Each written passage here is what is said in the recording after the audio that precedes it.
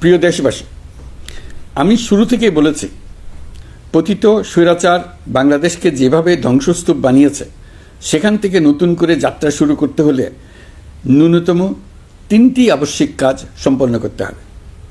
প্রথমত, বিচার ও জবাবদিহিতা প্রতিষ্ঠার উদ্যোগ দৃশ্যমান করে তোলা। দ্বিতীয়ত, রাষ্ট্রের গণতান্ত্রিক পুনর্গঠন ও প্রাতিষ্ঠানিক কাঠামোর সংস্কার সাধনে প্রয়োজনীয় ঐক্যমত ও পথনকশা তৈরি করা। তৃতীয়ত, একটি অবাধ, সুষ্ঠু ও শান্তিপূর্ণ নির্বাচন আয়োজন করে ক্ষমতা হস্তান্তরের গণতান্ত্রিক প্রক্রিয়া সম্পন্ন করা। এই লক্ষ্যে ধ্বংসপ্রাপ্ত নির্বাচন ব্যবস্থাকে স্থায়ীভাবে সংস্কার করা। এই 3টি ম্যান্ডেট হচ্ছে দেশবাসীর সাথে আমাদের চুক্তি। 24-এর শহীদের রক্তে ভেজা এই চুক্তি আপনাদের সার্বিক সমর্থন, আস্থা ও সহযোগিতা নিয়ে এবং পতিত শক্তি ও তার দোসরদের সৃষ্ট সকল বাধা বিপত্তিকে পরাভূত করে আমরা সম্মিলিতভাবে বাস্তবায়ন করতে সক্ষম হব বলে আমার দৃঢ় বিশ্বাস। গত বছর জুলাই-আগস্ট মাসে সংঘটিত হত্যাযজ্ঞ সহ বিগত 16 বছরের গুম খুন নির্যাতনের সত্য উদ্ঘাটন এবং আর্থিক খাতের সীমাহীন দুর্নীতি, অনিয়ম ও অপরাধের বিচার প্রক্রিয়া আমরা শুরু করেছি। মানবতা বিরোধী অপরাধের বিচারের জন্য আন্তর্জাতিক অপরাধ ট্রাইব্যুনাল গঠনের পর প্রসিকিউশন টিম গঠন ও তদন্ত কর্মকর্তা নিয়োগের পাশাপাশি বিচারিক কার্যক্রম পরিচালনা প্রক্রিয়াধীন ছিল।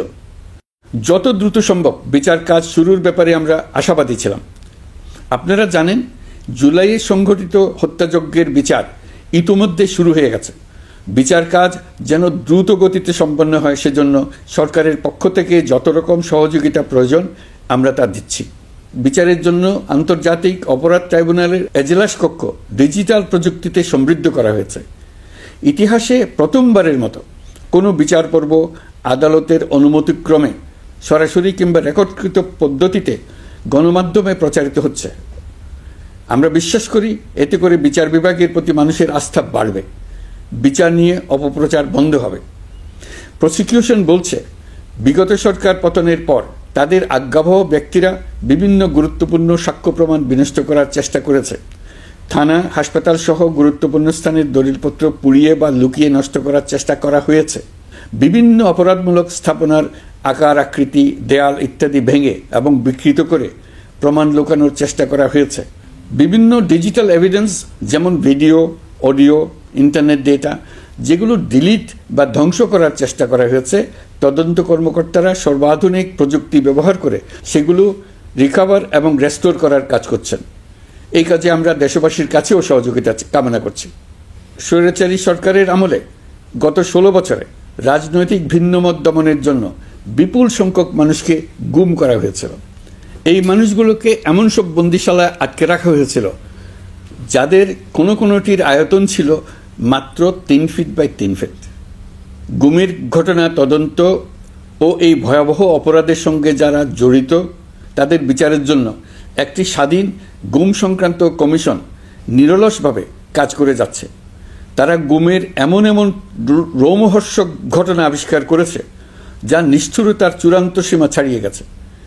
মানুষকে পেট কেটে সিমেন্টের বস্তা ঢুকিয়ে নদীতে ডুবিয়ে দেওয়া হতো, ইঞ্জেকশন দিয়ে অজ্ঞান করে জ্বলন্ত ইটভাটায় নিক্ষেপ করা হতো, ট্রেন ও গাড়ির নিচে ছুঁড়ে ফেলা হতো। কমিশন এখন পর্যন্ত 2টি অন্তর্বর্তীকালীন প্রতিবেদন জমা দিয়েছে। তারা এখনও প্রতিনিয়ত নতুন অভিযোগ পাচ্ছে।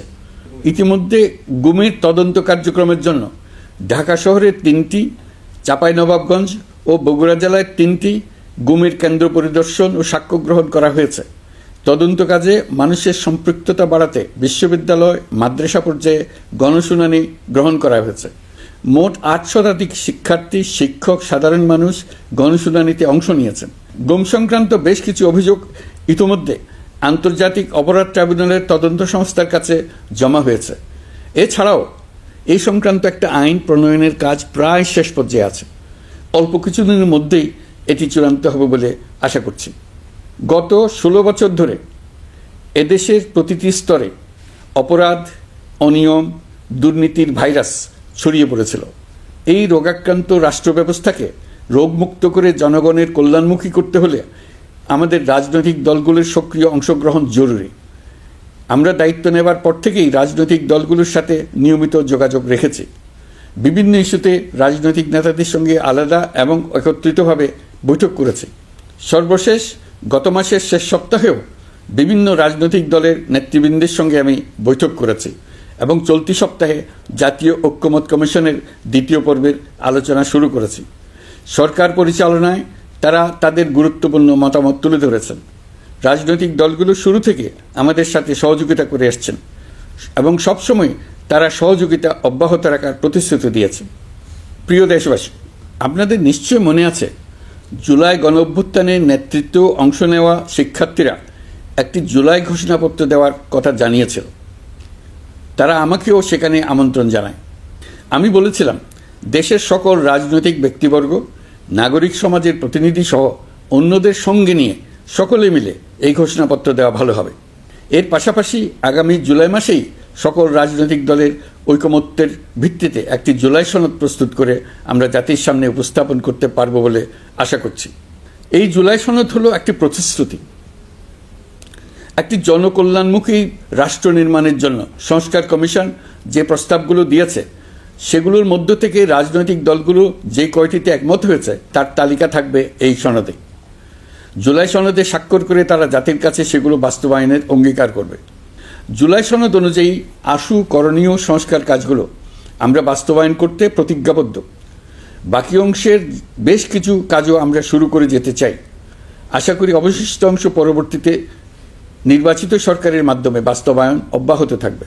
প্রাতিষ্ঠানিক সংস্কারের দৃঢ় প্রতিশ্রুতি বাস্তবায়নে আমাদেরকে দৃঢ়ভাবে এবং ঐক্যবদ্ধভাবে এগিয়ে যেতে হবে। এর কোনো বিকল্প নেই।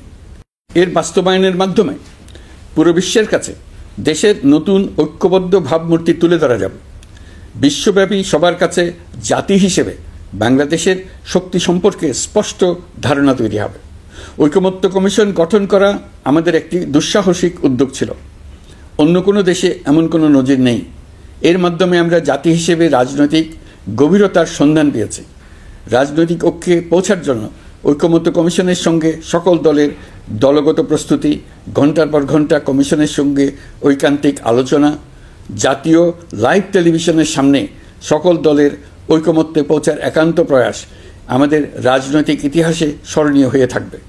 এই কমিশনের চেয়ারম্যান হিসেবে আমি সকল রাজনৈতিক দলের কাছে তাদের সীমাহীন ধৈর্য এবং কমিশনের প্রতি তাদের সহযোগিতা এবং সৌজন্য প্রকাশের জন্য জাতির পক্ষ থেকে ধন্যবাদ জানাচ্ছি।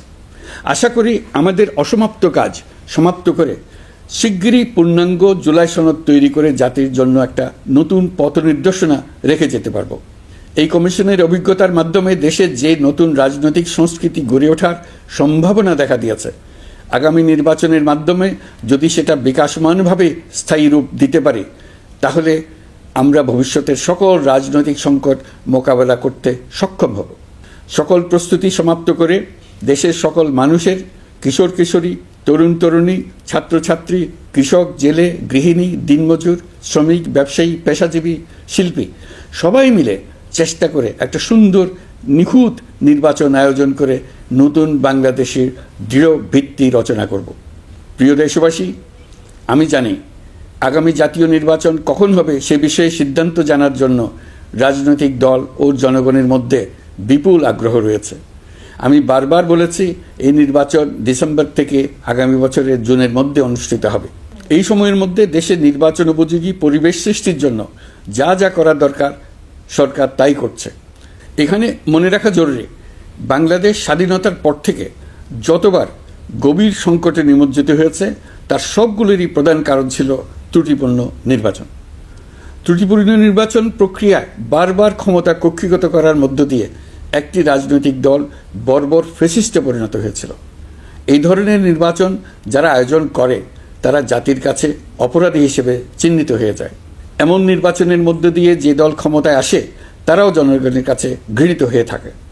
এই সরকারের একটি বড় দায়িত্ব হলো একটি পরিচ্ছন্ন, উৎসবমুখর, শান্তিপূর্ণ, বিপুলভাবে অংশগ্রহণের পরিবেশে একটি নির্বাচন অনুষ্ঠান করা, এমন একটি নির্বাচন আয়োজন করা যাতে করে দেশ ভবিষ্যতে নতুন সংকটে না পড়ে। এই জন্য সবচেয়ে বেশি গুরুত্বপূর্ণ হলো প্রাতিষ্ঠানিক সংস্কার। যেই প্রতিষ্ঠানগুলো নির্বাচনের সঙ্গে সরাসরি জড়িত সেগুলোতে যদি সুশাসন নিশ্চিত করা না যায়, তাহলে ছাত্র জনতার সকল আত্মত্যাগ বিফলে যাবে। সংস্কার, বিচার, নির্বাচন, এই 3টি ম্যান্ডেটের ভিত্তিতে আমরা দায়িত্ব গ্রহণ করেছিলাম। সেই বিবেচনায় আগামী রোজার ঈদের মধ্যে সংস্কার ও বিচারের বিষয়ে আমরা একটি গ্রহণযোগ্য জায়গায় পৌঁছতে পারব বলে বিশ্বাস করি।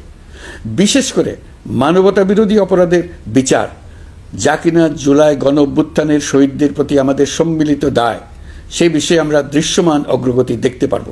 এতে আমাদের উপর আপনাদের অর্পিত ম্যান্ডেট ন্যূনতম হলেও বাস্তবায়ন করে যেতে পারব। সেই বিবেচনায় ও ইতিহাসের সবচেয়ে অবাধ, সুষ্ঠু, প্রতিদ্বন্দ্বিতামূলক ও গ্রহণযোগ্য নির্বাচন আয়োজনের জন্য সকল পক্ষের সঙ্গে আমরা আলোচনা করেছি। পাশাপাশি বিচার, সংস্কার ও নির্বাচন সংক্রান্ত চলমান সংস্কার কার্যক্রম পর্যালোচনা করে আমি আজ দেশবাসীর কাছে ঘোষণা করছি যে আগামী জাতীয় নির্বাচন 2026 সালের এপ্রিলের প্রথমার্ধের যে কোনো একটি দিনে অনুষ্ঠিত হবে। এই ঘোষণার ভিত্তিতে নির্বাচন কমিশন উপযুক্ত সময়ে আপনাদের কাছে নির্বাচনের বিস্তারিত রোডম্যাপ প্রদান করবে। আমরা এমন নির্বাচন চাই যা দেখে অভ্যুত্থানের শহীদদের আত্মা তৃপ্তি পাবে, তাদের আত্মা শান্তি পাবে। আমরা চাই আগামী নির্বাচনে সবচেয়ে বেশি ভোটার, সবচেয়ে বেশি প্রার্থী ও দল অংশ নেক। এটা সবচেয়ে অবাধ, সুষ্ঠু ও নিরপেক্ষ নির্বাচন হিসেবে জাতির কাছে স্মরণীয় হয়ে থাকুক। 1.5 যুগ পরে দেশে সত্যিকারের একটি জনপ্রতিনিধিত্বশীল সংসদ গঠিত হবে। বিপুল তরুণ গোষ্ঠী এবার জীবনে প্রথম ভোট দেওয়ার সুযোগ পাবে। এসব লক্ষ্যে প্রয়োজনীয় সকল পদক্ষেপ নেওয়ার জন্য আমরা জাতির কাছে অঙ্গীকারবদ্ধ। আমি দেশবাসীর প্রতি আহ্বান জানাই, আপনারা সকল রাজনৈতিক দল এবং আপনাদের এলাকার প্রার্থীদের কাছ থেকে সুনির্দিষ্ট অঙ্গীকার আদায় করে নেবেন, যেন আগামী সংসদের প্রথম অধিবেশনেই যেসব সংস্কারের প্রশ্নে ঐকমত্য অর্জিত হয়েছে তা কোনো প্রকার কাটাছেঁড়া ছাড়াই যেন তারা অনুমোদন করেন। আপনারা ওয়াদা আদায় করে নেবেন যে তারা বাংলাদেশের স্বাধীনতা, সার্বভৌমত্ব, আঞ্চলিক অখণ্ডতা এবং জাতীয় মর্যাদার প্রশ্নে কখনো কোনো প্রকার আপোষ করবেন না এবং দেশের বাইরের কোনো শক্তির কাছে দেশের স্বার্থ বিকিয়ে দেবেন না। আপনারা তাদের কাছে সুনির্দিষ্ট প্রতিশ্রুতি আদায় করে নেবেন এই মর্মে যে তারা কখনোই কোনো অবস্থাতেই আপনাদের গণতান্ত্রিক অধিকার ও মানবিক মর্যাদার ক্ষুণ্ণ করবেন না। আপনারা তাদের কাছে অঙ্গীকার আদায় করে নেবেন যে তারা সম্পূর্ণ সততা ও স্বচ্ছতার সাথে দেশ পরিচালনা করবেন এবং সকল প্রকার দুর্নীতি, দলীয়করণ, টেন্ডারবাজি, সিন্ডিকেটবাজি, চাঁদাবাজি, সন্ত্রাসী কর্মকাণ্ড ইত্যাদি গণবিরোধী কাজ থেকে নিজেদেরকে সম্পূর্ণভাবে মুক্ত রাখবেন। আমি আপনাদের আবারও স্মরণ করিয়ে দিতে চাই যে এবারের নির্বাচন শুধু শান্তিপূর্ণ নির্বাচন করার বিষয় নয়, এটা ছাত্র জনতার অভ্যুত্থানের আকাঙ্ক্ষা নতুন বাংলাদেশ গড়ার নির্বাচন। এই নির্বাচনে পরিচিত দলগুলিই থাকবে, তাদের পরিচিত মার্কাগুলিই থাকবে, কিন্তু ভোটারকে বের করে আনতে হবে যে এই মার্কার পেছনে আপনার কাছে ভোট প্রার্থীরা কে কতটুকু নতুন বাংলাদেশ গড়ার জন্য প্রস্তুত, কে কতটা প্রতিজ্ঞাবদ্ধ। আমরা যারা এই নির্বাচনে ভোটার হব তারা অত্যন্ত সৌভাগ্যবান এবং সৌভাগ্যবতী।